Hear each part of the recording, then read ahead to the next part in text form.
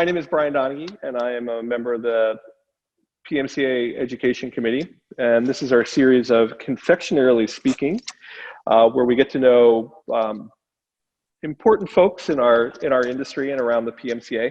And today we're talking with Steve Genzoli of Ghirardelli and current Vice President of the PMCA.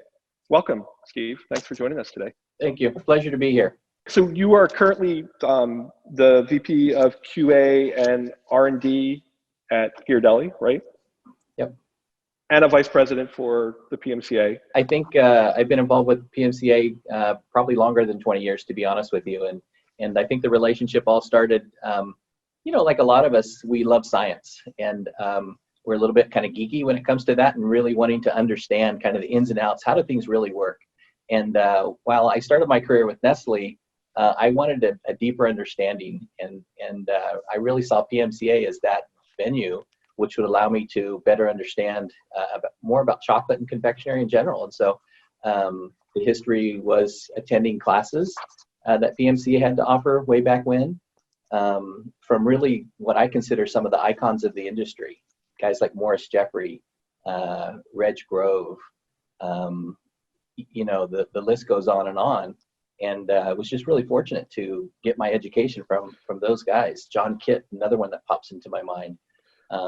And got to take classes and learn confectionery from these guys. Who knows where they learned it, but I was fortunate enough to learn from them, and then attended the PMCA conference and started having a chance to meet people from different companies, not just for my own company, but different companies, and realized that we all shared this love for making sweet things and doing it really well.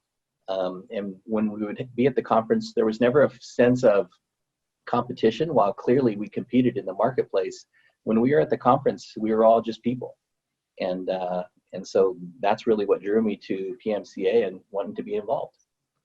Yeah, I think that's interesting. Like we had an opportunity to talk with Rose Potts, who's currently chairperson of the board.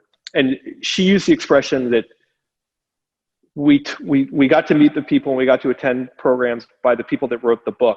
No, literally wrote the books that we used then and we still use today. And she highlighted that competition thing tends to melt away under the auspices of the PMCA.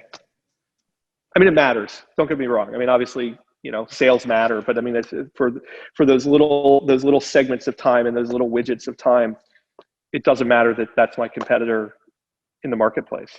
Did you start at Nestle? Was that your first job? I did. I started actually with Nestle in Salinas, California. They had a chocolate manufacturing plant out here on the West Coast. And I was in production supervision, actually, involved with the making of chocolate itself. And I was there for probably 4 or 5 years, and then transferred from California to Syracuse, New York area, where I got involved with the technical services group. From Nestle, I moved on to Fuji vegetable oil, actually. Who is a supplier and a big supporter of PMCA. And now a very large chocolate maker as well. Right? Isn't it funny how life works? So all you young folks out there, never burn a bridge. And you never know who you're going to be working for or with. And it's funny because there have been some people that, were competitors of mine when I was with Nestle. And then when I became Fuji, now all of a sudden they're customers of mine.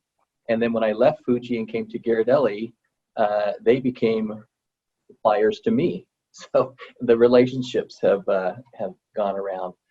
A lot of people don't realize the importance of fats and oils in the work that we do in confectionery. And at Fuji, it really gave me an opportunity to understand fats and oils at a whole other level. And again, I mentioned I'm a science geek and that sort of thing, but to me, fat crystallization is really fascinating. And I learned a ton. During my time with Nestle, I was learning the chocolate piece pretty well. At around the same time, Nestle purchased the Butterfinger Baby Ruth brands. It was really interesting. I remember going the first time to that factory and seeing how Butterfinger was made, and really didn't know much about hard candy and boiled sweets. So guess what I did? I took a class at PMCA to start to learn about it. And then all of a sudden, with that kind of background there, the theoretical part and the hands-on, and then I could go into that factory and I understood what was happening at a whole different level. But again, it was really that education that PMCA provided. The offer is there for anyone. It's really a question of, do you want to try to take advantage of it? Along the way, where did your leadership role at the PMCA start? And then we'll go back to your bio in a second. I guess I got involved with the program committee a number of years ago. And there was a gentleman from M&M Mars named Ron Bixler. He had chaired the committee for a long, long time. During one of the conferences, he had mentioned, hey, we're looking for people who would like to take part and be part of the committee. After that session, I went up to him and I said, hey, my name's Steve. I'm interested. I've been going to classes at PMCA and I'd like to take another step and get involved. And so he said, great, let's do it. And so he interviewed me to make sure that, Ron was a pretty particular guy. He just wasn't going to have anyone in his committee. He wanted people that had the right kind of background and who were willing to put in the work, right? Not just take the credibility for being part of a committee. And so fortunately, he said, yeah, come on board. And I guess that was really when I started to get deeper involved with PMCA. If you want to get involved, all you have to do is ask. And I think there's a home for you somewhere. There was a time when I first came in where it was an older organization. Let's just put it that way, right? There were a lot of older folks who were involved with PMCA. And look at me, I'm an old guy and I'm talking about this. But what encouraged me so much now is to see how many young people are involved and how they're really helping move PMCA into a completely different space, virtual space, digital space. There's just no way old guys like me could ever have done that. And that's what excites me, is we have so much young energy who really want to bring PMCA into the 2021s. It's fantastic. You're on a track to probably eventually be the president of the organization, where you're helping to guide some of those decisions about what the future holds. I mean, what would you like to see the future hold? Well, I think for sure we need to maintain our mission, which is all about education, right, and information share, because we can't create the next generation of confectioners without providing the service that PMCA provides. Now, having said that, the way that we go about doing that is really, I think, the area that's of interest, and how we, it used to be you had to be in a room to get something accomplished, right? And through this COVID issue, we've learned how Zoom calls, how effective they can be, and Zoom classes. Last week I think it was the caramel class in Joe's kitchen. We all took part, and it really felt like you were there. You don't have to go to a class necessarily to get the knowledge. Now, having said that, the value of being in class, working with people, getting to know your colleagues at that level is super valuable. So I don't think it's one or the other. I think we start to adapt and bring in this new way of learning, but the old way is still quite good, because I can think back on some of the early classes that I took, meeting people for the first time. Those people are now my good friends. And I would hate for, this next generation to miss out on that opportunity if we just went only digital. Yeah, my daughter actually went back to school yesterday. My daughter's 11.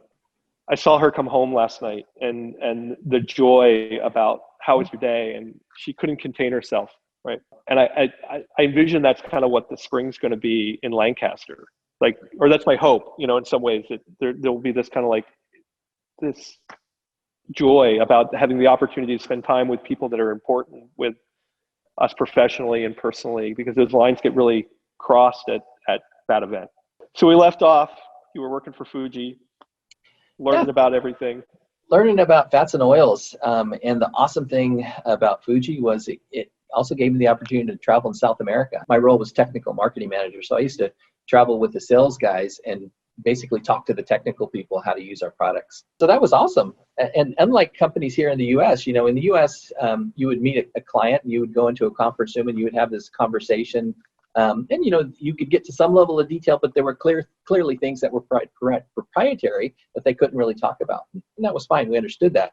You'd go down to South America and you'd say hello. They'd meet in the lobby and they'd say, "We have a problem. Put this on. Come with us." They would give you a lab coat and you would go instantly into their factory and you were troubleshooting, right? you were Right. helping right there, and that was awesome.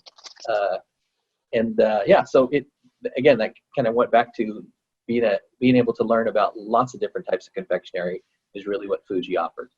And then, like a lot of people, my wife and I started getting to the point where we were ready to put down some roots and have a family.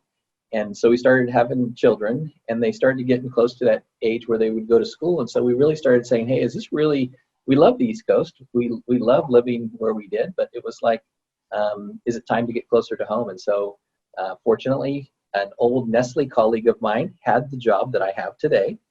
And he called me and he said, hey, I'm moving on. And I think you would be great for this role.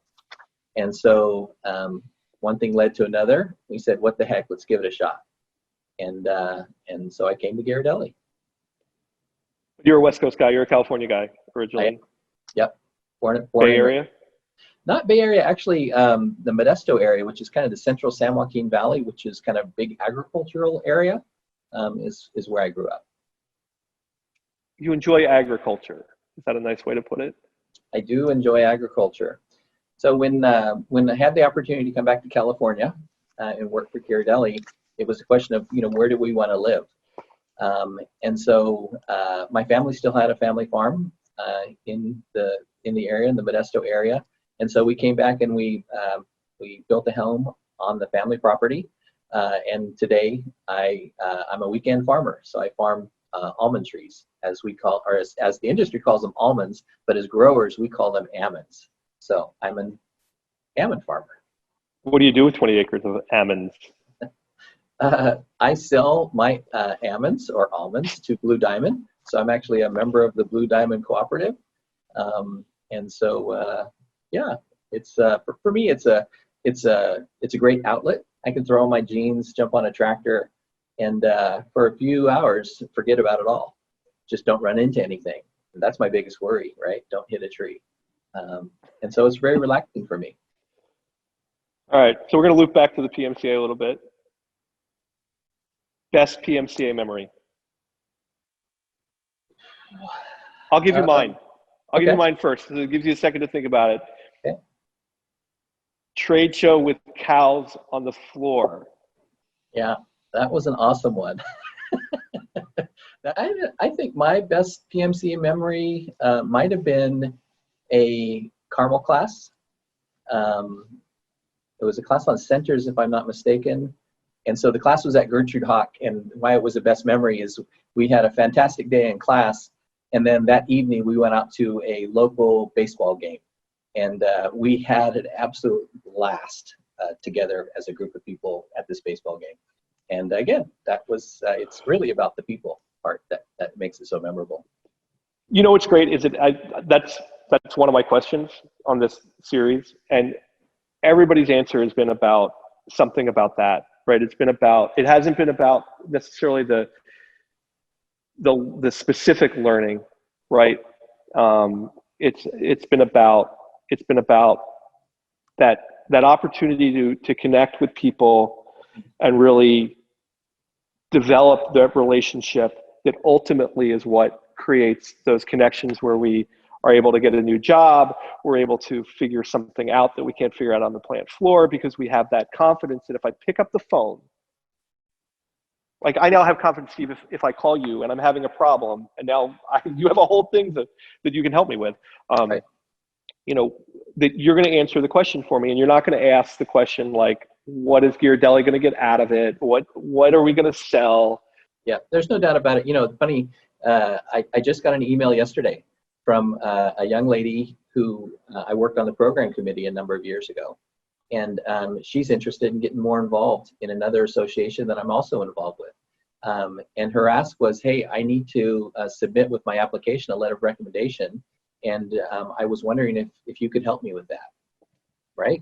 My answer, absolutely. Someone has helped you along the way, right? And now it's our chance to help others. This first in this series was talking with Rose Potts from Blummer Chocolate, and I told her a story that I don't think she remembered the same way, but I told her the story about the first opportunity I had to meet with her, and I was younger, I had more hair, and I knew a heck of a lot less than I do right now. And in all honesty, told her that without her, I don't think I am where I am today, career-wise.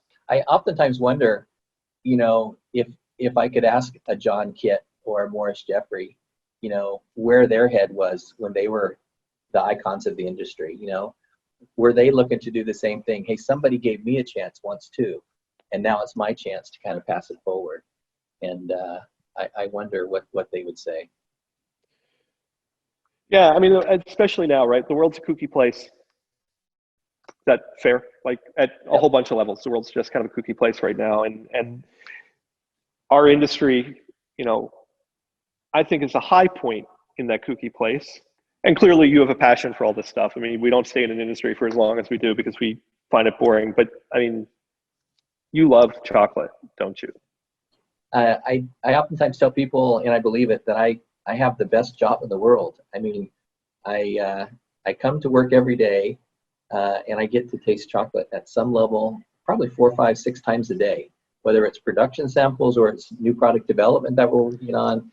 Could be baking mixes, brownie mixes that we're tasting that particular day. I mean, what's not to love about that? Yeah, my daughter doesn't understand that not everybody has like a 20-pound box of chocolate on their kitchen counter at all times. Right. I mean, what do you make for what goes in your s'more at home on by the campfire on Saturday nights? I tell you, it's hard to beat a milk chocolate caramel filled square in a s'more. It takes it really to a different level with that ooey gooey caramel coming out. I mean, a regular s'more is just fine. I like milk chocolate, but you put a milk caramel square on it, it's pretty delicious. And if you use like a coconut flavored marshmallow, off the chart. So I'm really thinking about this now because I was pretty happy about some of the things that we use at my s'mores at my house, and that's a whole nother level. Oh yeah, we have a lot of innovation sessions around s'mores and how do we take s'mores to the next level and stuff like that. And the creativity of some of the folks on the team is just amazing, Somehow I think our enthusiasm, whether it's working in PMCA or forming companies, our enthusiasm is infectious. And if people see us excited, well, they get excited. And who doesn't like to be around people that are enjoying themselves, who are passionate? People that end up in the industry are very passionate about what they do, and they stay in the industry for a long time, and they switch companies for an opportunity to grow, not necessarily for an opportunity to make more money or whatever, to take on more responsibility. And we bring people with us, right? And I think that's one of the really unique things about food, in the United States or in North America. It's true. Oftentimes, we have people who will come from the beverage industry into the confectionery industry, that sort of stuff. And especially beverage. I mean, Coke, Pepsi, right? I mean, the war. If you're a Pepsi guy, you can't wear or have anything that's red, and vice versa, right? It's sacrilegious. And those folks who come to our industry are just amazed. They go to a conference like, PMCA, the production conference, and they're just absolutely amazed at what happens. People oftentimes ask me, hey, what kind of chocolate products do you like? And I name off the list of Mars products and Hershey products, and they're like, what? You like M&Ms? It's like, well, yeah, they're great products. Who doesn't, right? Who doesn't? Many of us have that same appreciation for that's just a good product. There's nothing wrong with a good product. What's the earliest confection memory, or what's like the earliest like food memory that you decided you wanted to be in food? It's funny. I'm the youngest of 8 kids.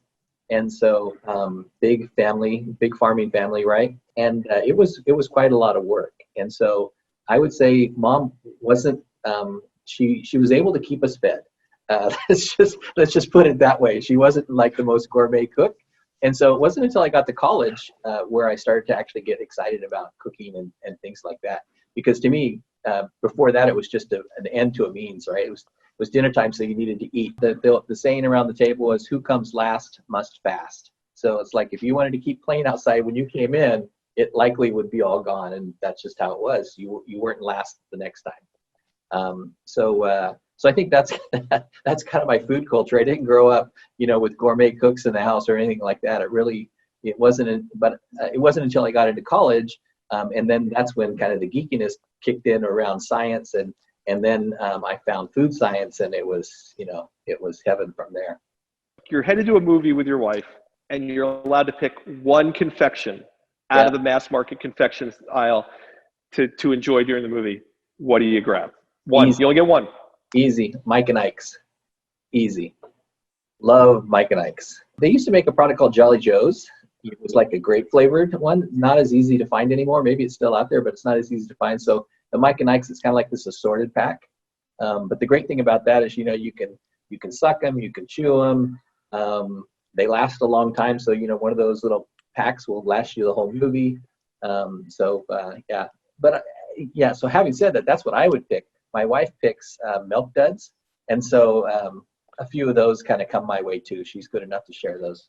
Like, what do you think's going on in our industry? Where is the new horizon for the industry, and how do you think the PMCA is a piece of that movement? Yeah, it's a great question, and we talk a lot about that. You know, I think there's always going to be space for the traditional products that we know and love. Straight milk chocolate, you know, caramel products, crunchy products with nuts and that sort of thing. And so those products will always be around. And what we like to talk about is really what survives is really good quality. But then, you know, we have to constantly look as to what's the next trend, whether it be, you know, vegan trends or sugar-free trends or no sugar added trends. There's always going to be a piece of the market that's interested in those types of products. And I think the key is whether you're making a sugar-free or a vegan product, whatever, as long as it's phenomenal, that the person says, wow, that's really good, then that's bright. That's a bright future. We're constantly looking for signals in other categories, whether it be what's going on with restaurants, because restaurants tend to be, as you know, oftentimes right on the cusp of the new trends. So what are they doing? How do we take that idea and apply it to what we do so that when it gets ready to go mainstream, we're ready with it? So I think we have to constantly look to the future, but never forget about the consistent products that people, they're the go-to products. They're the products people are always going to want to have. So stay focused on those two. How does it, I mean, we've talked a lot about it, but how does the PMCA continue to sort of like be a participant in that charge, do you think? Yeah, I think it does so by attracting people like you and I to want to be involved. And so we bring our perspective of what we see.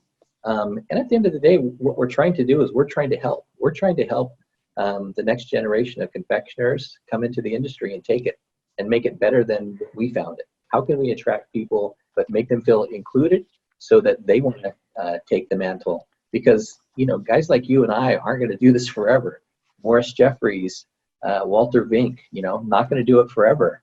And so somebody has to. Steve, this has been great. Thank you so much for spending some time with us on Confectionarily Speaking. Good luck with your tenure as Vice President. Thank you. Thank you. Looking forward to it. We'll see each other again soon. So thanks a bunch. And thanks everybody for tuning in. My pleasure. Bye, guys.